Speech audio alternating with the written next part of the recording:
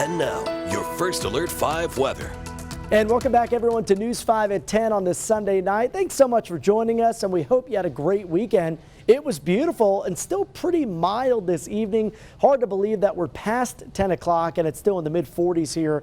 I know it's early spring, but we just saw snow all of last week pretty much here in southern Colorado. And even warmer than that in Pueblo, 59 degrees with the Riverwalk all lit up. Light winds here, a little bit breezier though for the Springs, and also starting to get a little bit of a wind picking up here in Canyon City. Notice for now it's out of the north. It was pretty gusty last hour. Now it's actually backed off just a bit, so hardly any wind, I should say. I stand corrected. You know, current conditions, they kind of come in and update automatically through our graphic system. Finally, we'll take you down south to Trinidad, where it is a bit breezier here with those west-southwest winds at 15, temperature outside at about 46 degrees. Now, the big story tomorrow is going to be the high winds and the high fire danger threat. And this is mainly for grass fires from the Arkansas River Valley out east into the plains. Does include the San Luis Valley. Where we're not concerned is the mountain areas because of that deep snowpack.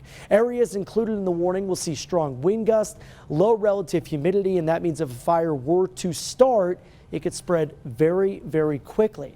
Now, for areas along the interstate and west and east of it, we do have a high wind warning in effect beginning overnight, continuing through Monday afternoon.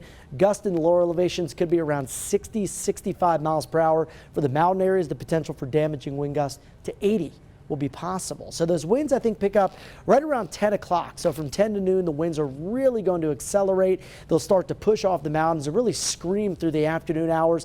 Then shortly after sunset, the worst of the wind should be behind us. So make our way towards Monday night, things look pretty quiet. It's that downslope wind, though, that not only brings high fire danger to the forecast, but check out the potential for record 75, the forecast in the Springs. That would tie a record. 81 is my forecast for Pueblo. That would be about 5 degrees shy of setting a record. So high pressure brings us the warm and windy weather tomorrow.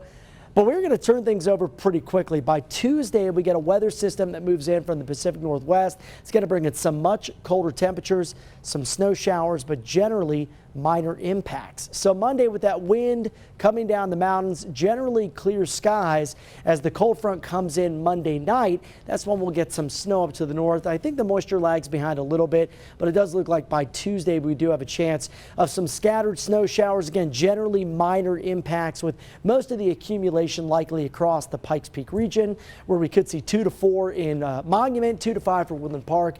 Generally lesser amounts out across the Arkansas River Valley, and maybe a couple of inches of accumulation out across the wets and Sangres. So look at that huge drop in temperatures going from 75 to 36. That's about a 40-degree change. 19 Tuesday night. Still chilly Wednesday before we warm things up heading towards the Easter holiday weekend.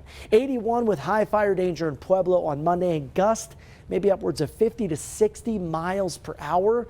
Snow possible Tuesday, then we warm things up again by the end of the 7-day period. Canyon City, we've got 70s on Monday, down to 40 Tuesday, 50s with that transition day Wednesday, and then the warm stuff for the end of the week and the weekend. And at Woodland Park, windy conditions on Monday. Could see gusts here above 60 to 65 miles per hour. Could see some minor damage from those winds, Andy. And then might be shoveling some snow out of your driveway heading into Tuesday. So a little bit of everything here, but watch out for that high fire danger tomorrow.